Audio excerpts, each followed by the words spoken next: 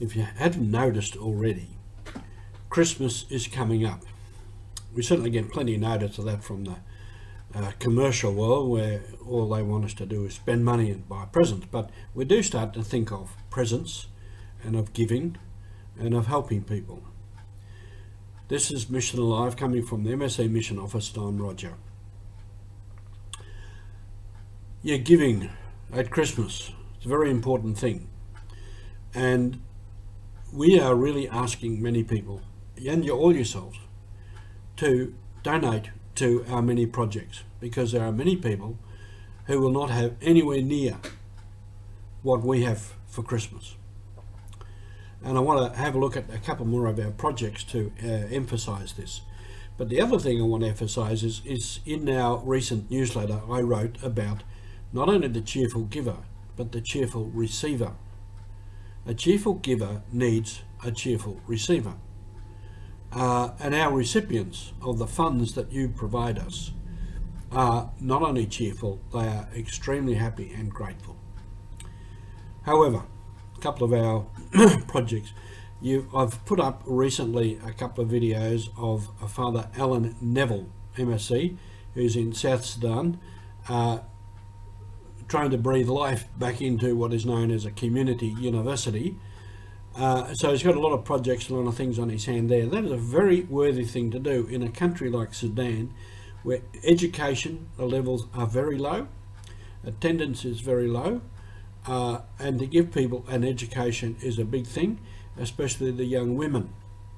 As he mentioned, a lot of those young women are put into a forced marriage, arranged marriage, at an early age. So by the time they're in their mid or late teens, they already have a couple of kids. And they bring them with them to the university. So that's one that is very worthy. I spoke the other day about Sister Letizia Andawa in Namibia, and she's helped another congregation of sisters with a project which we funded in Angola. Just to read out a little bit of their gratitude for that.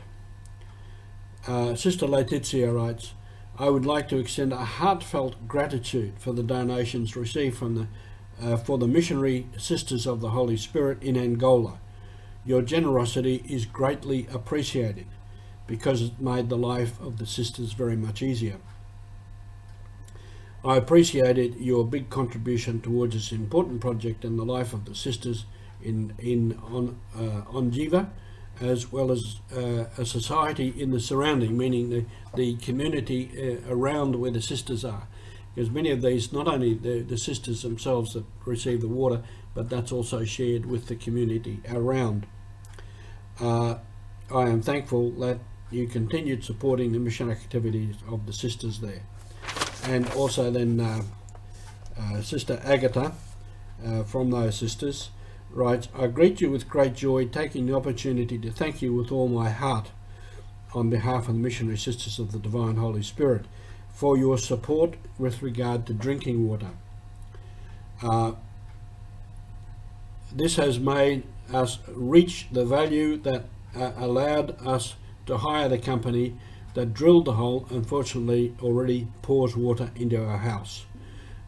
Water has solved many difficulties and softened the lives not only of our community but also the people who live around. Thanks to your help, many of us used to have